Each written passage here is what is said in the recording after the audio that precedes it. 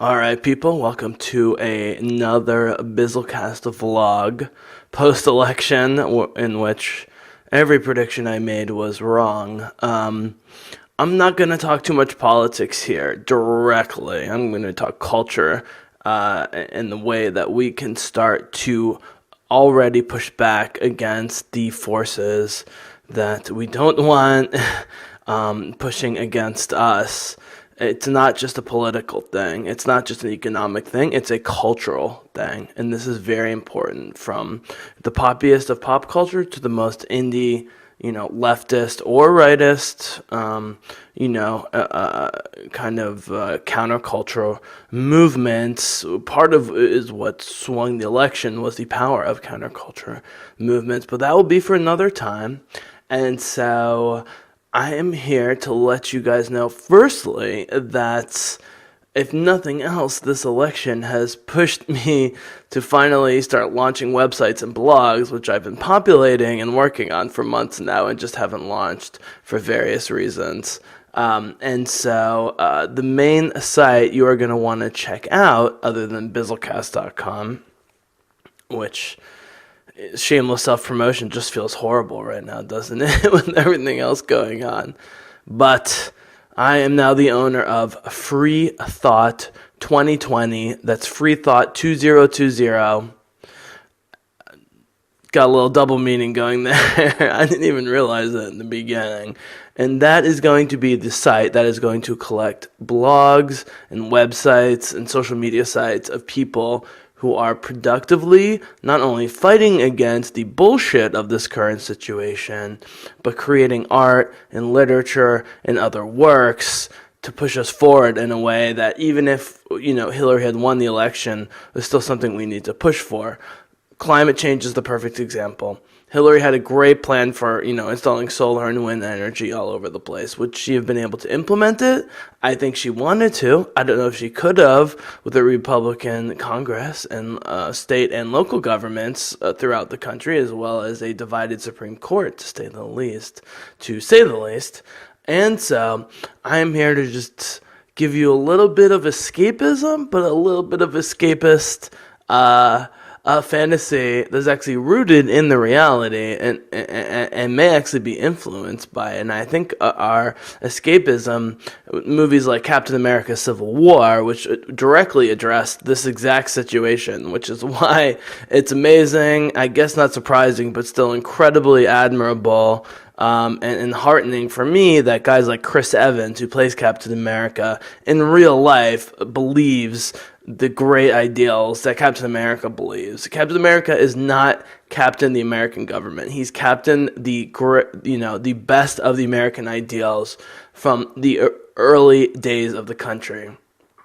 Freedom for everyone, but also looking out for everyone, not letting anyone spill through the cracks, defending the weak, stronger than you defend the strong, and all the things we've come to love about Captain America. So I'm going to run through a few kind of, media properties that maybe I've been pushing in various ways, but either I think is more important now, but in some cases is actually, I think, going to be responding to what's going on now. So I'm just going to jump right into it in case you have no idea what I'm saying. The most obvious one is, of course, the Ta-Nahisi Coates Black Panther. I gotta add to the sleeve. So I gotta get out of the sleeve. Oh, hold on one sec. So, yeah, I'm that guy that doesn't even read that many comic books, but I bought sleeves for them because, the last thing you need when you're overpaying big time for paper comic books is for them to get ruined. And so, okay, here we go. Ta-Nahisi Coates, not only a recipient of the Genius Grant from the MacArthur Foundation in 2015, the National Book Award winner for nonfiction in 2015, he is a national correspondent for the Atlantic Monthly, which is not only, I think, the greatest monthly magazine publication in the United States, other than maybe Harper's Magazine. The Atlantic is meant for a bigger audience, but still a progressive one. But they endorse Hillary Clinton, and they've only endorsed 3 candidates ever, and I believe those 3 candidates are Abraham Lincoln. Yes, the Atlantic was around Abraham Lincoln. I believe the second candidate was FDR, and the third was Hillary, and they couldn't even do it this time. So they got Ta-Nahisi Coates to write new Black Panther, and I have to think that the movie being directed by Ryan Coogler and starring Michael B. Jordan and Lupita Nyong'o, and of course Chadwick Boseman as Black Panther, Forrest Whitaker, and so many other great actors, is going to be communing with this, because this started to be published. Okay, so this is the number 3. Okay, and then number 3 came out. Wait, I know this. Hold on, August 2016. Okay.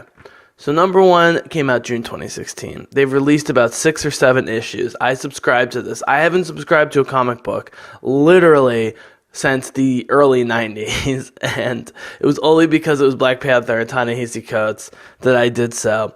And it is not a lot of action, but it is a lot of philosophy and wisdom and culture and so forth. This is what the new generation of comic books is going to look like. There's a Black Panther cover page. I was actually in a comic book store earlier today, and while I was in there, there's a tiny place in South Philly Comics that if you listen to the BizzleCast with Matt Goisman, we're talking about comics a lot, comic book movies and TV shows and so forth. Anyways, tiny place in South Philly. I was there. They will kind of hold issues for you if you commit to like 3 a month. And it's recently come to my attention that Image Comics are, like 5 light years past everything else going on. And if you're a science fiction or like a dark fantasy guy, you would definitely like. But Marvel is letting Coates, and I think Coogler, with the Black Panther movie, just absolutely go to town. And what's going to be interesting is, Coates was contracted for 12 issues, a full year, a while ago, probably at least a year ago. But he hasn't written them all yet. There's still 5 or 6 issues to come out. And while Black Panther is already super political to begin with, it will be interesting to see if he goes even more political with his issues. Now, what makes Wakanda great is there's the acacia tree. It's very African in terms of its environment and its color and its overall feel. And I'm someone who lived in Botswana for a while with local families and spent time throughout southern and western Africa. I can tell you Black Panther does get it right. And as they brought, exclusively black writers for the most part over the last couple decades, they've gotten it righter and righter.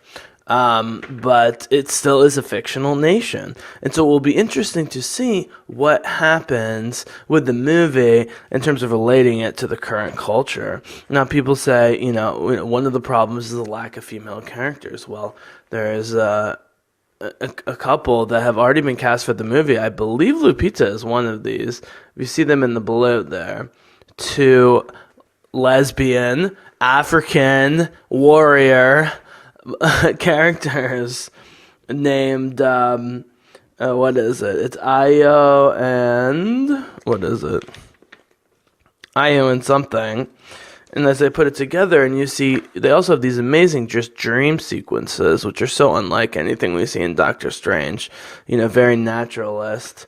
Here we have an ad for Luke Cage. Very organic inside the book. I haven't loved the TV show, but I'm a big support of it.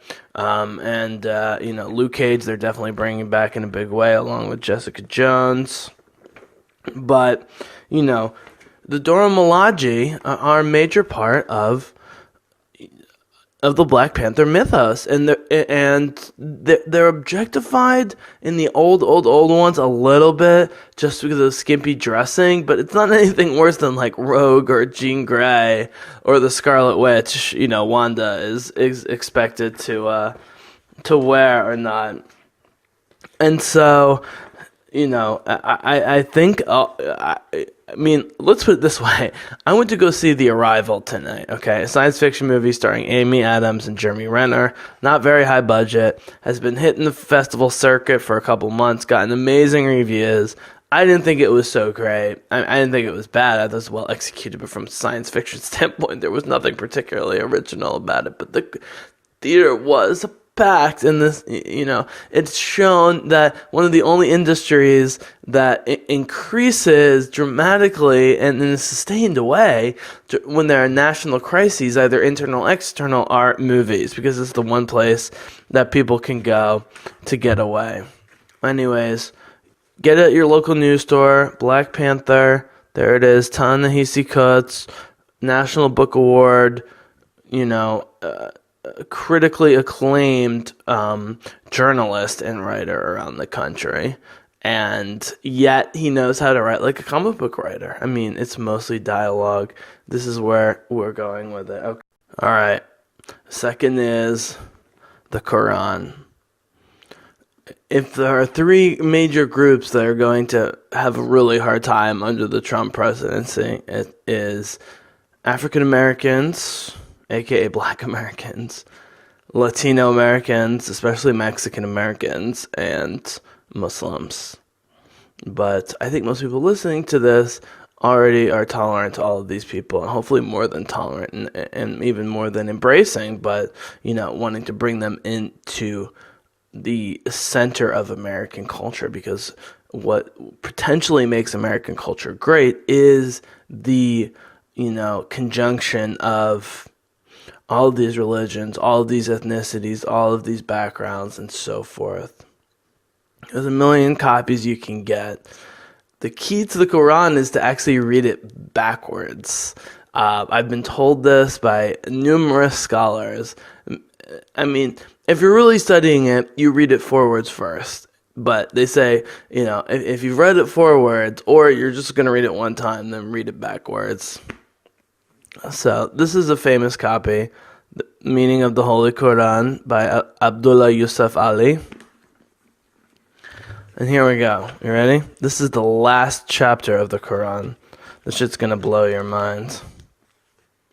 All right, so here we go. So here are the short and final, quote-unquote, but potentially created and written down earlier chapters of the Quran. So this is the very last chapter of the Quran. Surah 1:14. Here we go. Say, I seek refuge with the Lord and the cherisher of mankind, the King of mankind, the God of mankind, from the mischief of the whisperer of evil who withdraws after his whisper. The same who whispers into the hearts of mankind among jinns or genies and among men. The second to last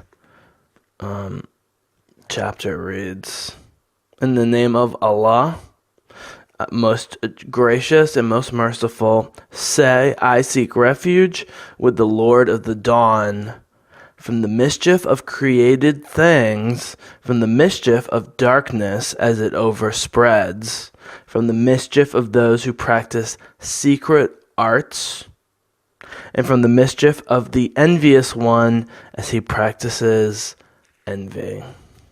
I'll read one more for you guys. This is the most amazing holy document of the Western religions, in my opinion. And when you read it, you'll see why. Surah 1:12. Al-Ikhlas, the purity of faith, in the name of Allah, most gracious, most merciful. Say, He is Allah, the one and only, Allah, the eternal, absolute. He begetteth not, nor is he begotten, and there is none like unto him. He begetteth not, nor is he begotten.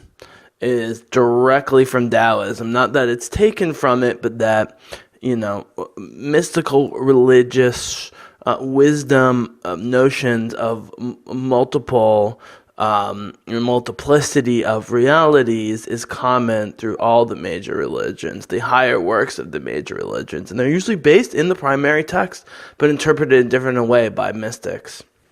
This, you don't even need it. I mean, the Sufis, to me, the Sufi mystics are the most advanced and interesting of the Western mystics, but with the Qu'ran and the later chapters in particular, you can just read it for yourself. Why should we be scared of these people?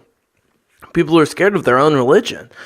Christians are scared of Christianity, Jews are scared of Judaism, Muslims are scared of Islam. And we're all scared of each other. We shouldn't be so scared. We should read it and talk about it. There's amazing stuff in here. And part of the reason I've defended religion over the years, and this is the hardest time for me, given who voted and how they voted in the 2016 election, but I do think that we are spiritually vacant, or at least missing something as a civilization, and because of that, I think religion is going to play an important part in our future if we're going to survive, but it has to be a religion that is localizable but also universal at the same time, that we can embrace consciously. Because once the thought is put into your brain of God is dead, it's extremely hard to not think of God as at least potentially dead. That's what was the brilliance of Nietzsche.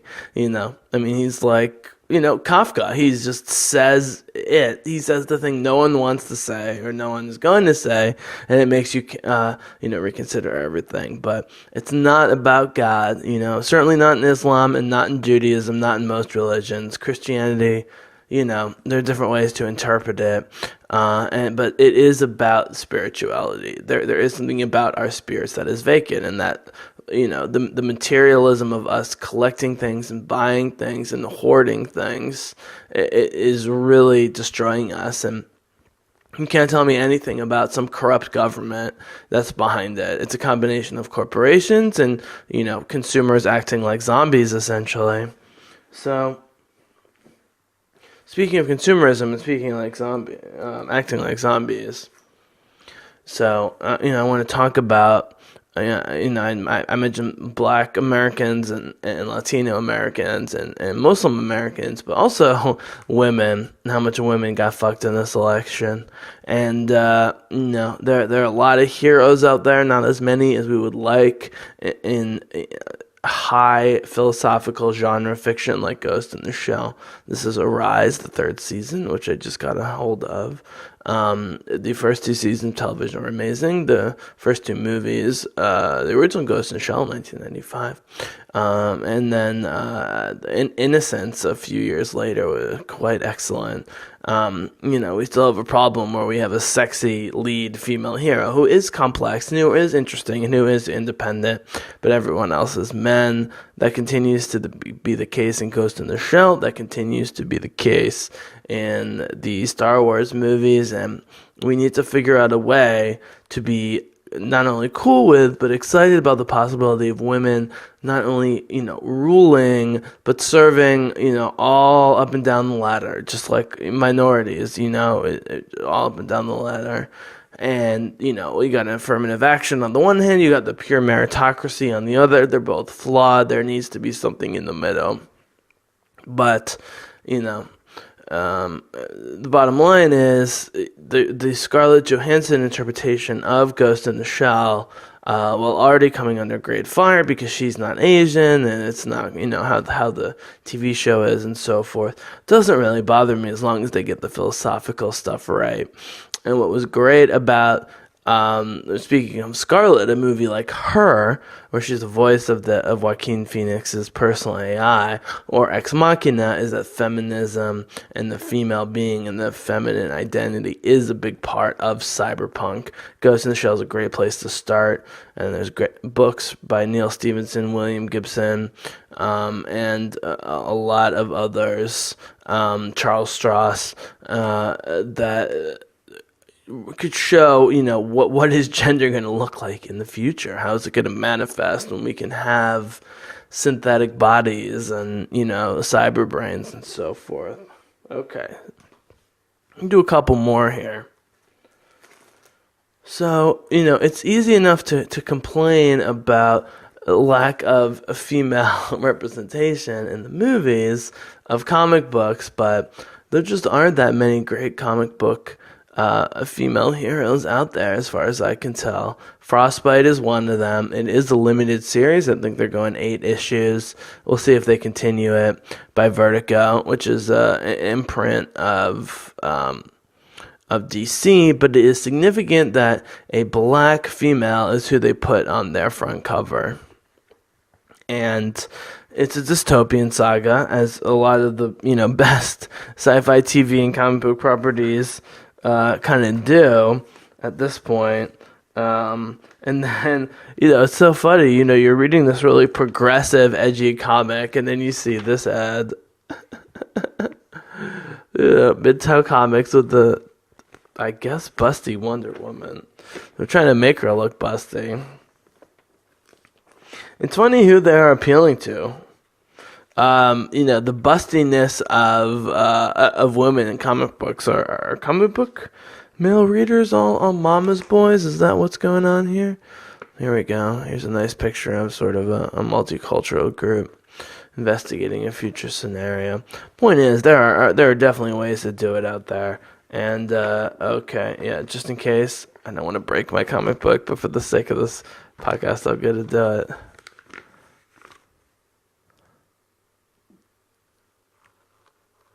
Yep. Shot him in the heart, point blank range, boom. Good, why can't we have ambiguous female, black female characters? So I'm going to talk about a couple more, and then I'm going to sign off here.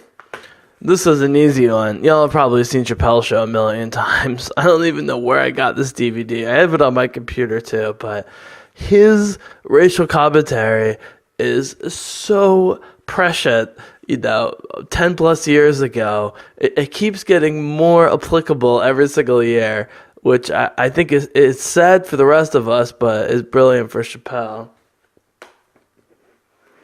I love Joss Whedon, and if you've seen anything from Buffy the Vampire Slayer to Angel to the female characters on Firefly, which became the movie Serenity, to Dr. Evil's horrible sing-along blog, to the Avengers movies, he loves his strong, complex female characters, and he loves them to be of color. These are sort of the main 3 of the series here. Wait, here we go. Woo, there it is. Can I see it? God damn it. Oh, there it is. Zoe. Oh, Zoe. Gina Torres, now married to Lawrence Fishburne. God bless him. She's beautiful and talented. And then, of course, in Serenity, we get one of the great sci-fi villains ever, Chiwetel Ejiofor, as the operative, is just...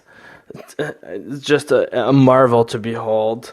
He seems so serially one-dimensional, but because of Chiwetel Ejiofor, the whole time you're going, okay, there's got to be more to this guy, and indeed there turns out to be to be more to him.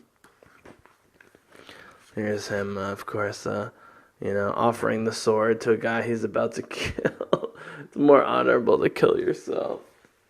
All right. I think I've only got one left. And that is, you've heard me talk about it. I talked about it on a number of solo podcasts. I talked about it with Maddie Goisman, and my most recent one talking about females in the nerd sphere. I talked about it a lot. Felicia Day, with a forward by Joss Whedon. You're never weird on the internet, almost. She is the leader of geek culture. I know Hardwick owns The Nerdist, who owns her stuff, but he's also owned now by the Chinese. So none of them are completely in control of their own destiny. But the bottom line is, if you follow her network and the Geek and Sundry or anything related, everything from the vloggers to the gamers to the actors are mostly women. I mean, it's somewhere between 60% and 2/3 women. It really is. And Felicia Day's behind it. She'll never take credit for it. She's not in it for the money whatsoever. This is just her identity. she was a military family who was very liberal, but they were military and they were moving around constantly growing up. And so she was homeschooled and she was very weird, but her mom taught her well. It let her play 10 hours of PC games a day. She wasn't allowed to have a console, which is exactly my situation. I wasn't allowed to have a console. And she basically created the web series. Like, the web series didn't occur or appear or exist before the Guild and her various web series, which led to Joss Whedon's extremely successful Dr. Horrible Sigalog blog. And which is still ahead of its time, as is she. And so for women out there, the smart people we already knew were women, but now women are also asserting themselves in the culture of smart people, which includes video games and genre books and TV and film and all sorts of stuff. And men are ultimately afraid of women. I think that's what this will come down to.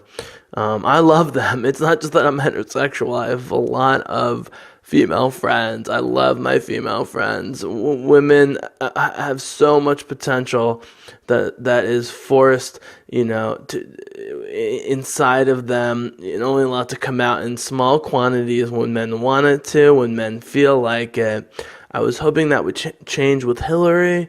That's clearly not going to. But the trend of women asserting themselves in the nerd geek world is going to continue, and I celebrate it. So thank you, ladies. Keep doing what you're doing. I'm not even going to name drop. Just go to the Geek and Sundry YouTube channel, and from there, you'll discover all sorts of amazing geek nerd female voices. Thank you so much for listening, BizzleCasters. It's a really tough time. I know I was kind of self-promoted in the beginning, and I'm going to get into some more serious topics, but right now we need a mixture of escapism, but escapism that makes us think.